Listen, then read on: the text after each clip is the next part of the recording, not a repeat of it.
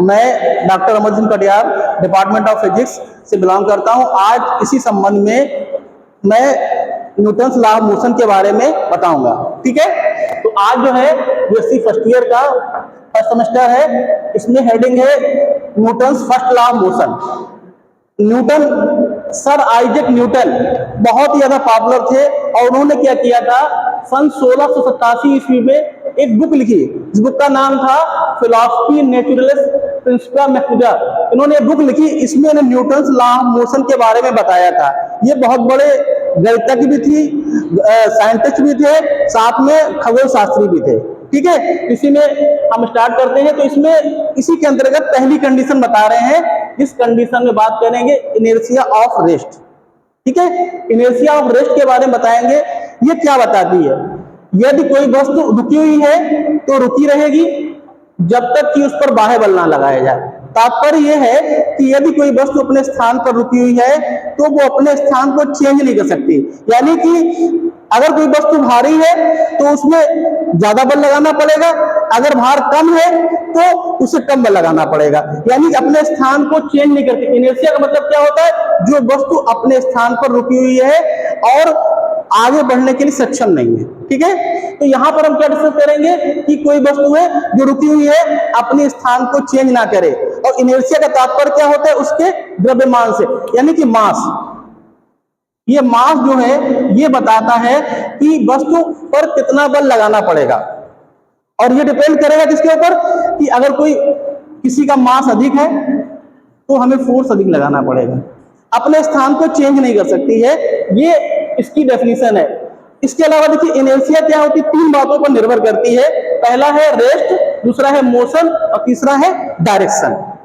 यानी कि जो भी वस्तु है अपने स्थान पर रुकी हुई है, वो कैसे उस स्थान को चेंज करेगी, जब उस पर बल लगाएंगे। और जब बल लगाएंगे तो क्या हो जाएगा, वो वस्तु मोशन में आ जाएगी।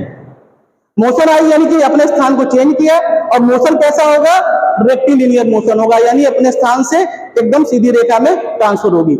इसके अलावा क्या डायरेक्शन, किस डायरेक्शन में बल लगा रहे हैं, हॉरिजॉन्टल लगा रहे हैं कि वर्टिकल लगा रहे हैं, इस पर डिपेंड करता है। और जब ये डायरेक्शन में बढ़ेगी तो इसमें क्या होगा, बहुत से बल कार्य करेंगे, फ्रिक्शन फोर्स हुआ, ग्रेविटेशनल फोर्स होगा, वो कार्य करेंगे। ठीक है, इसी के अंतर्गत कुछ एग्जाम्पल की बात करें, कौन कौन से एग्जाम्पल इसके अंतर्गत आते हैं।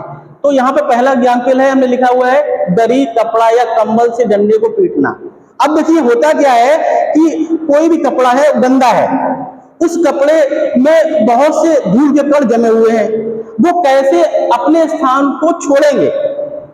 कंबल है या दरी है, बहुत समय तक यूज करेंगे तो क्या हो जाएगा, उसमें बहुत सी धूल जम जाएगी। जब धूल जम जाएगी, हमने क्या किया, उसे डंडे से उसको प्रहार किया।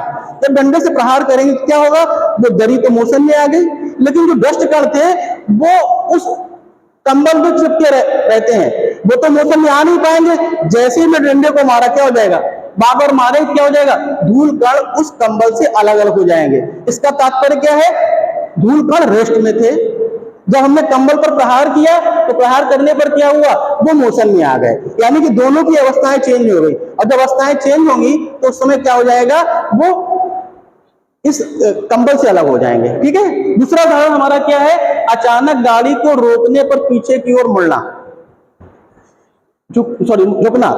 तात्पर्य यह है, अगर कोई गाड़ी चला रहे हैं और अटेंडम ब्रेक लगा दें, या बस में बैठे हुए उसे ब्रेक लगा दी ड्राइवर ने, होता क्या है, तुरंत जो बैठे हुए पैसेंजर होते हैं वो आगे की ओर झुक जाते हैं। सबसे बड़ा कारण क्या होता है, क्योंकि जो हमारी गाड़ी है या बस है वो गतिमान अवस्था में है, और जैसे ही हम उस पर ब्रेक लगाएंगे, ब्रेक लगाने पर क्या होता है, वो अपनी अवस्था को चेंज करता है।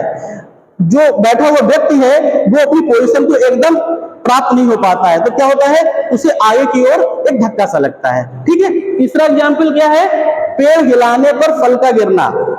अब देखिए कोई पेड़ है, उसमें फल लगा हुआ है, उसकी ऊंचाई बहुत ज्यादा है, हम वहां तक नहीं पहुंच सकते, तो हम क्या करेंगे, उस पेड़ को हिलाने का प्रयास करेंगे।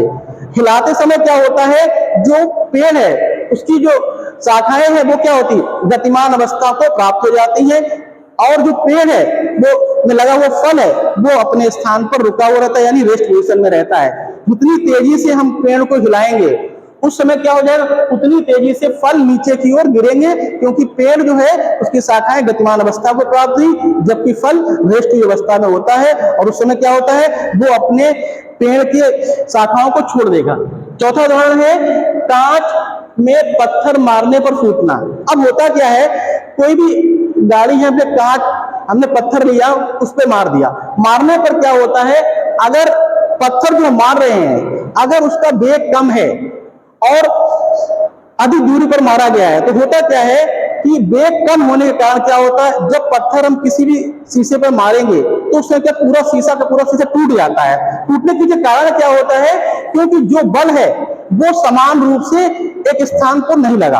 अगर इसी अवस्था में क्या करते, उस ग्लास में हम किसी पिस्टल से फायर करते तो उस समय क्या होता है, वो उसकी गति अधिक होने के कारण क्या होता है, वो तेजी से उसको क्रॉस कर जाता और एक छोटा सा होल बन जाता। ठीक है, कहने का मतलब ये है कि ये इसी प्रकार से एक और उदाहरण बता सकते हैं, जैसे कि कोई ग्लास है, हमने उस ग्लास में क्या किया है, एक ग्लास को लिया, उसके ऊपर हार्ड शीट रख दी, उसके ऊपर कॉइन रख दिया। अब कॉइन रखने के पश्चात हमने क्या किया, क्योंकि वस्तु तीनों चीजें अपने स्थान पर रुकी हुई है, ग्लास भी रुकी हुई है, हार्ड शीट भी रुकी हुई है, और साथ में रखा हुआ सिक्का भी रुका हुआ। जैसे ही हमने हार्ड शीट को खींचते समय क्या होगा, वो जो सिक्का है वो तुरंत ही अपने स्थान से हटेगा और उस ग्लास के अंदर चला जाएगा, क्योंकि नीचे का उसका जो हार्ड शीट थी उसमें मोशन प्राप्त हो गया, लेकिन सिक्का जो है अपने स्थान पर रेस्ट में बना रहा। लेकिन सरफेस ना होने के कारण क्या हो जाएगा, उस पर ग्रेविटेशनल प्रभाव पड़ेगा, और ग्रेविटेशनल प्रभाव कारण क्या हो जाएगा, वो अपने नीचे की आ जाएगा। तो आज के वीडियो में हमने इतना बताया कि इक्वेशन इनर्शिया क्या होती है और इनर्शिया ऑफ रेस्ट क्या है।